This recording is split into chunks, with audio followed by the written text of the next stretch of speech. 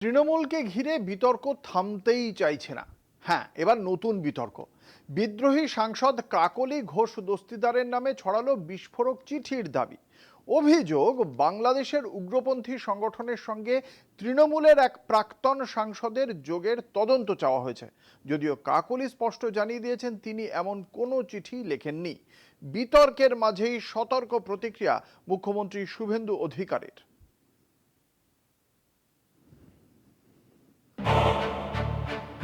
তৃণমূল কংগ্রেসকে ঘিরে নতুন করে বিতর্ক তৈরি হয়েছে বিদ্রোহী সাংসদ কাকলি ঘোষ দস্তিদারকে কেন্দ্র করে। সম্প্রতি কয়েকটি সংবাদ মাধ্যমে দাবি করা হয় কাকলি নাকি বিদেশমন্ত্রী এস জয়শঙ্কর এবং পশ্চিমবঙ্গের মুখ্যমন্ত্রী শুভেন্দু অধিকারীকে চিঠি লিখে তৃণমূলের এক প্রাক্তন রাজ্যসভার সাংসদের বিরুদ্ধে গুরুতর অভিযোগ তুলেছেন। ওই রিপোর্টে বলা হয় বাংলাদেশের একটি উগ্রপন্থী সংগঠনের সঙ্গে প্রাক্তন তৃণমূল সাংসদ আহমেদ হাসান ইমরানের যোগ ছিল এবং বাংলাদেশে হাসিনা সরকার ফেলার জন্য আর্থিক সহায়তাও দেওয়া হয়েছিল। তবে এই দাবির পরেই কলকাতা টিভির ডেপুটি এডিটর বপি আনন্দের প্রশ্নের উত্তরে কাকলি ঘোষ দস্তিদার স্পষ্টভাবে জানান তিনি এমন কোনো চিঠি লেখেননি। তাকে বদনাম করার উদ্দেশ্যে এই খবর রটানো হয়েছে। আমি এরকম কোনো চিঠির ব্যাপারে জানি না, এরকম কোনো চিঠি আমি দেইনি এবং এই বিষয়ে আমি কোনো মন্তব্য করতে পারবো না, কেননা এটা আমি লিখিয়েইনি।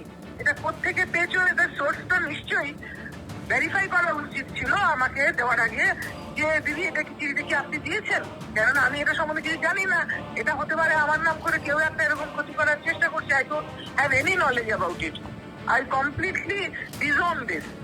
এদিকে বিষয়টি নিয়ে প্রশ্ন করা হলে মুখ্যমন্ত্রী শুভেন্দু অধিকারী সতর্ক প্রতিক্রিয়া দিয়েছেন। তিনি বলেন কাকলি কোনো চিঠি লিখেছে কিনা তা তার জানা নেই, তবে পশ্চিমবঙ্গে অতীতে বিভিন্ন অবৈধ কার্যকলাপের অভিযোগ উঠেছে বলেও তিনি উল্লেখ করেন। আমি এই বিষয়ে তথ্য সংগ্রহ করব এবং যেহেতু চিঠিটা কেন্দ্রীয় সরকারের কাছে গেছে, কেন্দ্রীয় সরকারের এই সংক্রান্ত যারা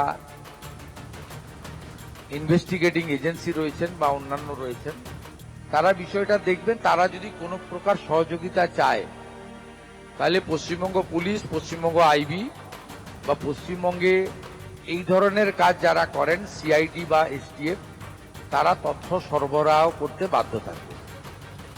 প্রাক্তন সাংসদ বিষয়টি অস্বীকার করলেও মুখ্যমন্ত্রীর মন্তব্য নিয়ে রাজনৈতিক মহলে জোর চর্চা শুরু হয়েছে। কলকাতা টিভি।